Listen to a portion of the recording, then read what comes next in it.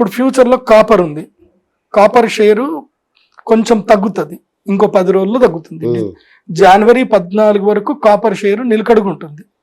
జనవరి 14 కాగానే copper share రమ్మని పైకి వెళ్తుంది. ఇప్పుడు ఒక కంపెనీ ఉంది, మాధవ్ కాపర్ అని ఒక కంపెనీ ఉంది, దాని షేర్ ఇవాళ 59 రూపాయలు ఉంది. అది 45 రూపాయల వరకు రీచ్ అవుతుంది. అప్పుడు గనక ఒక 5 లక్షలు పెట్టి కొనుక్కుంటే, ఓ 5 లక్షలు, ఓ 10 లక్షలు పెట్టి ఓ 20,000 షేర్లు కొనుక్కున్నారు అనుకో, ఓ 1,80,000 షేర్ల నుంచి 1,00,000 షేర్లు వస్తాయి. 1,00,000 షేర్లు కొనుక్కున్నారే అనుకుందాం 10 లక్షలు పెట్టి. కామ్గా పడుకోండి. ఎన్ని సంవత్సరాలు? ఒక 3 సంవత్సరాలు పట్టించుకోకుండా పడుకోండి, వదిలేయండి. 3 సంవత్సరాలు మీకు 1,00,000 షేర్లు కాస్త 10 లక్షల షేర్లు అవుతాయి. సో అప్పుడు మీరు పెట్టిన 10 లక్షలు 3 సంవత్సరాలు ₹1,00,000 అవుతాయి. అవ్వచ్చు, పెద్ద డౌట్ లేదు. కానీ మీరు రీసెర్చ్ చేసుకోండి.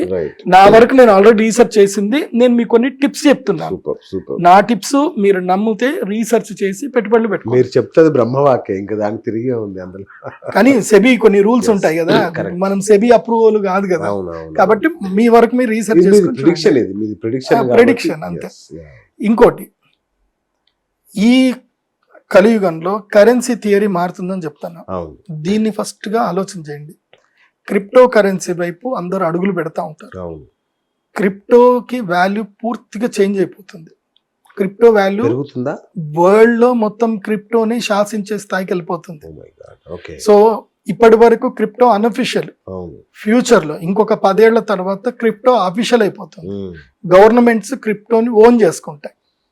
సో గవర్నమెంటే స్టేబుల్ కాయిన్స్ రిలీజ్ చేసుకుంటాయి, గవర్నమెంట్స్ కూడా ఇన్వాల్వ్ అవుతాయి క్రిప్టోలో. సో గవర్నమెంట్స్ ఒక కంట్రీకి సంబంధించిన ఒక కాయిన్ రిలీజ్ అవుతుంది, అది కూడా ట్రేడింగ్ లోకి వెళ్ళిపోతుంది. ఫ్యూచర్ లో ఈ థియరీస్ వస్తాయి. ఇది నేను అనుభవపూర్వకంగా చెప్తుంది. ఆల్రెడీ నేను పెద్ద పెద్ద వాళ్ళతో డిస్కస్ చేస్తూ ఉంటాం కాబట్టి వాళ్ళ నుంచి నాకు తెలిసిన ఇన్ఫర్మేషన్ మీకు చెప్తున్నా. ఫ్యూచర్ లో భారతదేశం కూడా ఒక స్టేబుల్ కాయిన్ రిలీజ్ చేస్తుంది, రష్యా ఒక స్టేబుల్ కాయిన్ రిలీజ్ చేస్తుంది. అంటే ఈ ఏదైతే కరెంట్ క్రిప్టో కరెన్సీ ఏదైతే ఉందో బ్యాక్ ఎండ్ లో ఎవరున్నారో తెలీదు. బిట్ కాయిన్ ఎవరు సృష్టించారో తెలీదు, ఈథరియం ఎవరు సృష్టించారో తెలీదు. కానీ ఇప్పుడు రాబోయే భవిష్యత్ కాలంలో వచ్చేటువంటి పార్టిసిపేట్ చేసే కాయిన్స్ ఏవైతే ఉంటుందో ఆయా గవర్నమెంట్స్ ఆయా కంట్రీస్ ని రిప్రజెంట్ చేస్తూ కాయిన్స్ ఎంటర్ అవుతాయి. అది ఈ సంవత్సరం జరగవచ్చు, వచ్చే సంవత్సరం కూడా జరగచ్చు. బట్ అందుకే చెప్తున్నా, ఈ పరాభవన సంవత్సరము టేక్ ఆఫ్ తీసుకునే టైం. ఇప్పుడు ఏది అవకాశం వచ్చినా సరిగా చూసుకోండి, జాగ్రత్తగా. అందుకే ఈ సంవత్సరం లిక్విడ్ క్యాష్ ని దగ్గర పెట్టుకోండి. ల్యాండ్ మీద మాత్రం పెట్టొద్దు ఈసారి. ఈ సంవత్సరం prime locations are enough. Prime locations okay. లేదంటే వెళ్ళిపోయి ఎక్కడైనా అడవిలో కొనుక్కోండి. అడవిలో ఎక్కడైనా తక్కువ ధరకి ఎకరాలు కొనుక్కోండి. అది నేను ఎప్పటికీ ఇచ్చే అడ్వైస్. ఒక మనిషి అన్నాక ఎందుకోసమంటే భారతదేశం యొక్క స్థితిగతులు, ప్రకృతి వైపరీత్యాలు, ప్రకృతి స్థితిగతులు నాకు తెలుసు కాబట్టి నీ మనవాళ్ళు సుఖంగా ఉండాలి, నువ్వు భవిష్యత్ తరాలు నీ వంశాలు బాగుండాలి అనుకుంటే నువ్వు ఎక్కడైనా సరే దూర ప్రాంతంలో, సిటీకి దగ్గర లేనటువంటి ప్రాంతంలో మినిమం 10 ఎకరాలు, మాక్సిమం 100 ఎకరాలు కొని పెట్టేసుకోవాలి. కొని పెట్టుకున్నావు అనుకో, ఫ్యూచరు ఎప్పుడైతే ఉంటుందో అప్పుడు బాగుంటాయి. నీకు జాగ్రత్త చెప్తాను వినండి, ఫ్యూచర్ ఎట్లా ఉండబోతుందో నేను చెప్పేది ఇది పక్కా జరుగుతుంది. ఎందుకోసమంటే ఇప్పుడు స్టార్లింక్స్ అనేది, ఇంకా ఇంటర్నెట్ అనేది అందరికీ రాలేదు. ఇప్పుడు పల్లెటూరులో ఉండేటువంటి వాళ్ళకి ఫోన్లు మాట్లాడడం వరకు ఉంది, కానీ ఫోన్లు మాట్లాడడం, ఛానల్లో వీడియోలు చూసేటి వరకు ఉంది, కానీ ఫాస్టెస్ట్ ఇంటర్నెట్ ఇంకా రాలేదు. అండ్ ప్రతి చోటికి రాలేదు. ఒక్కసారి గనక స్టార్లింక్స్ అని ఇంటర్నెట్, ఇది అమెరికా నుంచి వచ్చే ఏ ఇంటర్నెట్ కనెక్షన్ ఏదైతే ఉందో, ఇది వరల్డ్ వైడ్ గనక ఇంటర్నెట్ కనెక్షన్, శాటిలైట్ కనెక్షన్స్ ఎప్పుడైతే వచ్చి వరల్డ్ లో ఏ మూలకు వెళ్ళినా నీకు ఇంటర్నెట్ ఫాస్ట్గా వస్తుందని ఎప్పుడైతే జరిగిందో, అప్పుడు సిటీ రియల్ ఎస్టేట్స్ అన్ని కొలాప్స్ అయిపోతాయి. సిటీ రియల్ ఎస్టేట్ కొలాప్స్ అయిపోతాయి, సిటీలు మొత్తం కూడా నిర్మానుష్యంగా మారిపోతాయి. అదేంటి డబ్బులు నేను చెప్తున్నా కదా, ఈ రోజు ఈ పరాభవన సంవత్సరంలో ఎవరైతే దూర ప్రాంతంలోకి వెళ్ళి 10 ఎకరాల నుంచి 50 ఎకరాలు, 100 ఎకరాల వరకు అగ్రికల్చర్ ల్యాండ్స్ పెట్టుబడులు పెట్టుకుంటారు, వాళ్ళకి ఒక 10 ఏళ్ల తర్వాత అది స్వర్గధామం అవుతుంది. అది స్వర్గం అవుతుంది. అది కూడా ఏం జరుగుతుందో చెప్తానండి. ఇంకొన్ని రోజుల తర్వాత, 10 ఏళ్ల తర్వాత ప్రతి చోటకి ఇంటర్నెట్ వస్తూ ఉంటే ఏమైపోతుందంటే జనాలందరూ కలిసి కాలనీస్ క్రియేట్ చేసుకుంటారు. సపరేట్ సిటీస్ తయారవుతాయి. అంటే ఒక 1000 ఎకరాలు, 1000 ఎకరాలకు సంబంధించి ఒక సపరేట్ గా ఒక Okay. వాళ్ళే ఒక కార్పొరేషన్ చేసుకుంటారు, వాళ్ళ పరిధిలో వాళ్ళు ఉంటారు. ఓకే, సో వీళ్ళు ఒక కరెన్సీ క్రియేట్ చేసుకుంటారు. ఈ కరెన్సీ నుంచి అంటే అక్కడ 1000 ఎకరాల్లో వాళ్ళే అక్కడనే పంటలు పండించుకుంటారు, అక్కడనే హెలిప్యాడ్స్ ఉంటాయి, ట్రాన్స్పోర్టేషన్ వాళ్ళ చెకింగ్ అయిన తర్వాత వాళ్ళ సిటీ లోపలికి రావాలి, బయటికి వెళ్ళడానికి లేదు. సపరేట్ యూనియన్లు తయారవుతాయి, సపరేట్ ఇవి తయారవుతాయి.